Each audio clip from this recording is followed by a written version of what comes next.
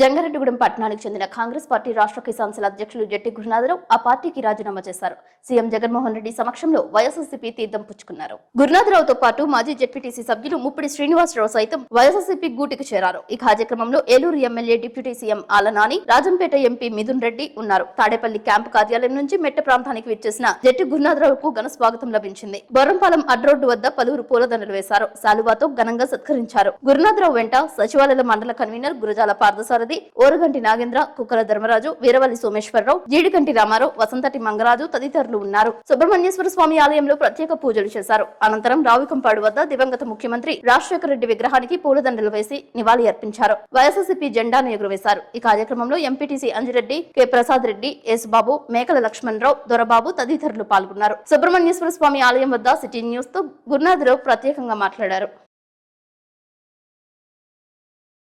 మరి ఈ రోజున ముఖ్యమంత్రి జగన్మోహన్ రెడ్డి గారిని కలిసి మరి ఇక్కడ మనం ప్రపోజల్ అడ్రోడ్లో మరి ఆగడం జరిగింది. ముఖ్యంగా మరి నాయకులందరూ కూడా విజ్ఞప్తి చేస్తున్నాం.